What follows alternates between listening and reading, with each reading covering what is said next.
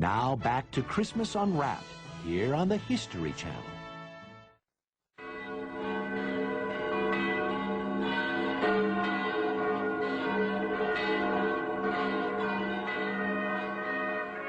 By the Middle Ages, Christianity had largely replaced the old pagan religions of Europe. On December 25th, the faithful were called to Gothic cathedrals like Notre Dame and Salisbury Cathedral in England for Christ's Mass, soon to be called Christmas. But out in the streets, the holiday was still more raucous than religious. If you went to England around Christmas time, any time before, say, 1800, you'd probably feel pretty ill at ease. You wouldn't think it was Christmas at all. What would you think it was? Maybe Mardi Gras, maybe New Year's Eve, maybe Halloween? Because Christmas in old-time England was really a carnival. The houses of London were littered with brawling, drunken villagers and couples engaged in the most unholy activities.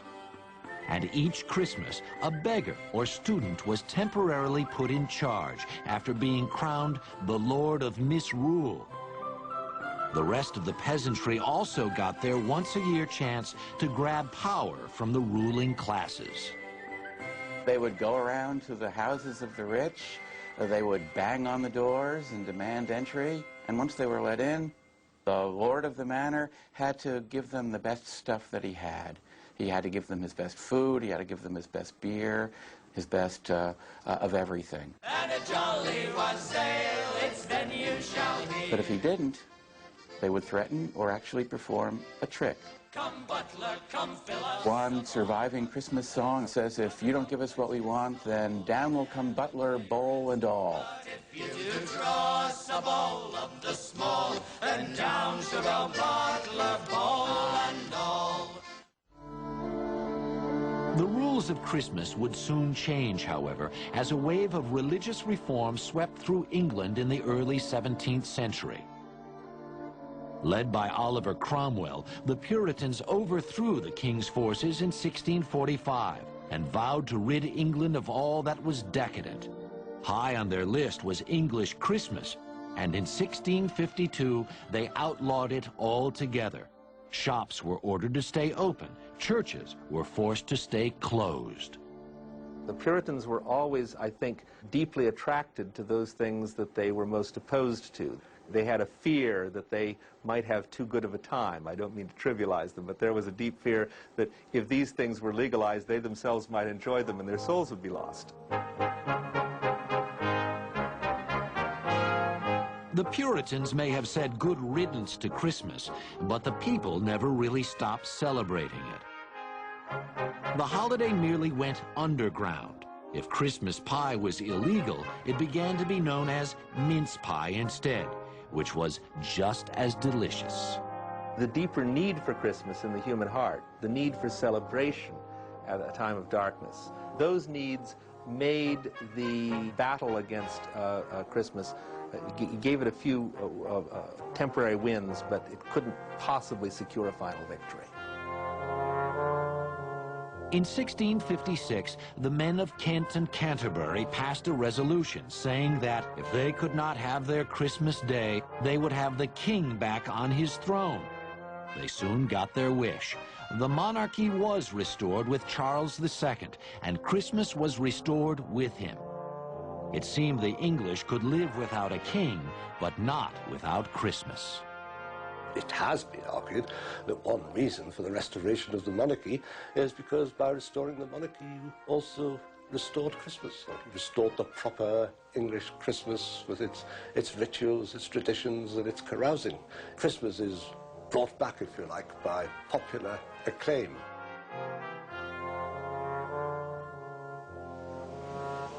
The fight against Christmas may have been lost in England, but the Puritans had high hopes for the new colonies in America.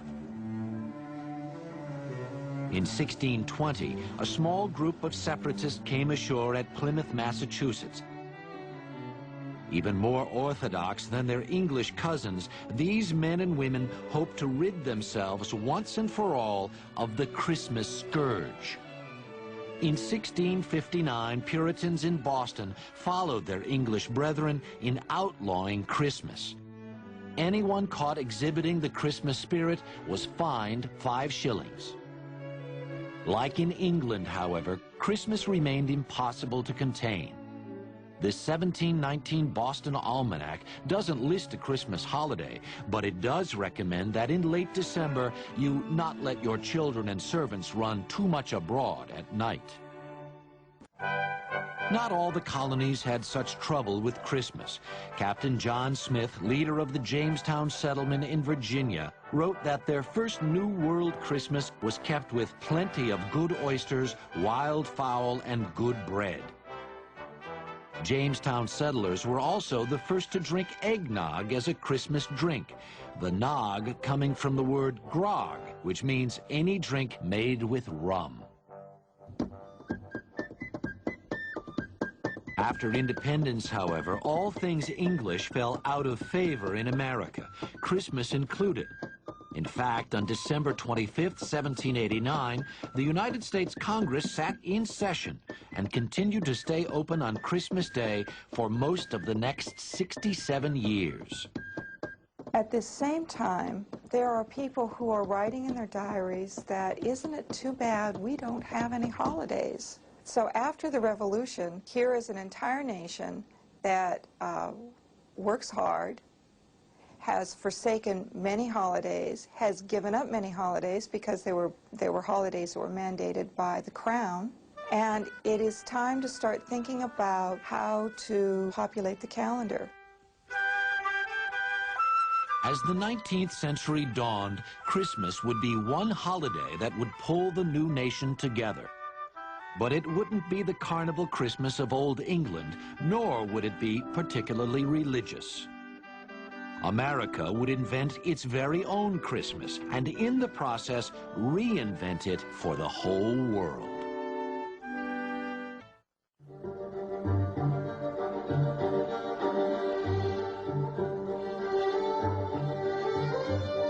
New York City, 1820.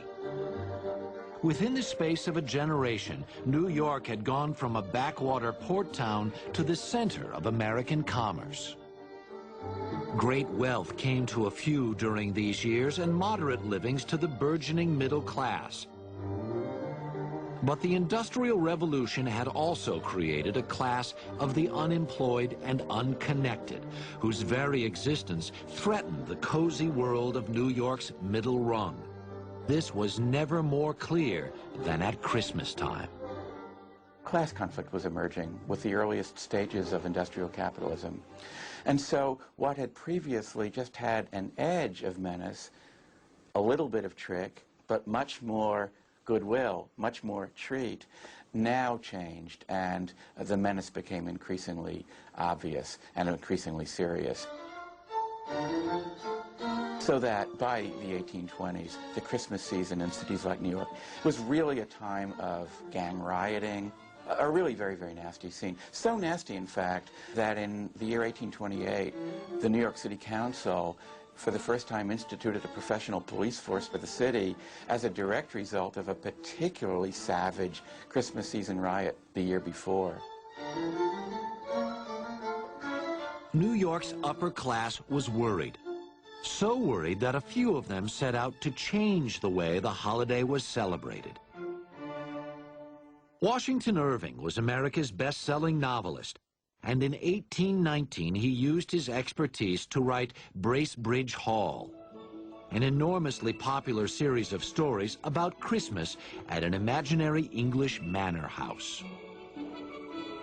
Here, the classes mingled effortlessly as squires welcomed friendly and grateful peasants into their homes.